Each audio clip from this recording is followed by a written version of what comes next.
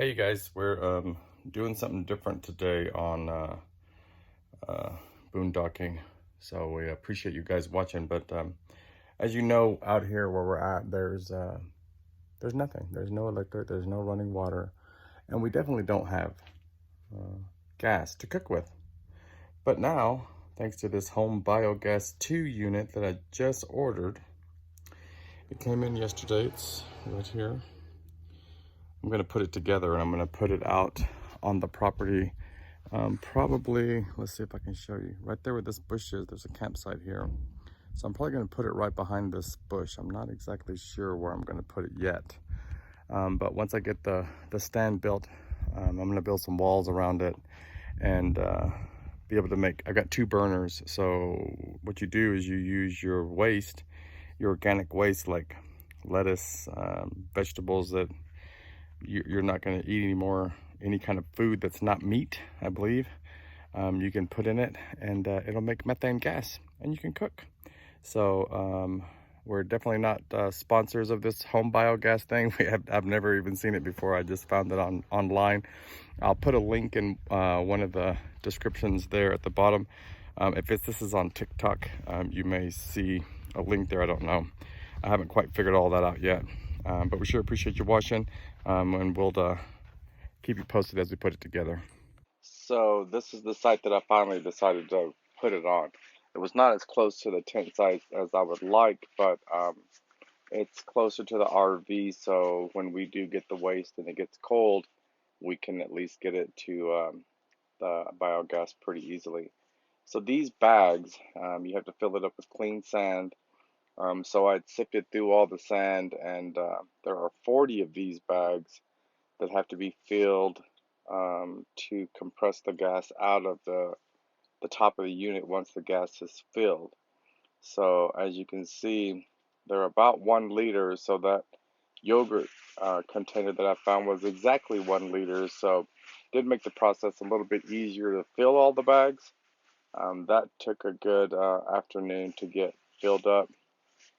So all the 40 bags I filled up, and once Christina got home, she helped me get them loaded up into the top of the unit. So there are all the bags filled up. And that container back there is a 300-gallon thing of water, and it took 2 of those to fill up this unit. So there are 40 pockets throughout the top of this biogas unit to push the gas out of it once it's created. The fun part about getting this gas started to be able to create it is you have to fill that hole up that we just saw with how many gallons was it? 25? What? Of horse manure? Oh, 25. We had to get 25 gallons of horse manure and put it into the biogas unit to be able to start making gas, and then you can start putting in your human waste. So here we are at a friend of ours from Sagebrush Church.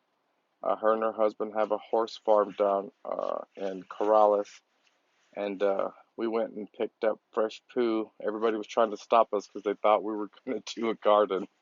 So they were like, "You want the stuff in the middle, not the dark stuff." And we're like, "We know kind of what we need. We need hot poo to make this thing get started." So Christina and I spent an hour? Maybe 45 minutes. Maybe an hour, 45 minutes getting all the horse poo picked up and loaded up into the truck. We brought it out to the house, and in a minute we'll be back at the RV.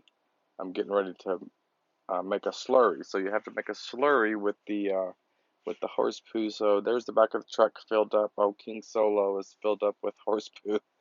Uh, we saw another sagebrusher when we went to Harbor Freight to get a mixer. This mixer here that I'm using to make the slurry of horse poo, it was a lot of fun.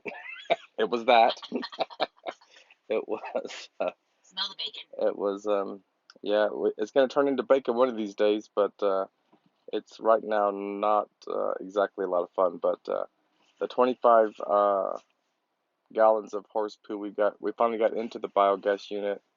On the other side of it, the poo comes out, so you can use it for fertilizer and stuff. So we just kind of wanted you guys to see what it looked like, and as we start cooking with it, we'll post some videos on that. So thanks for watching Boondocking.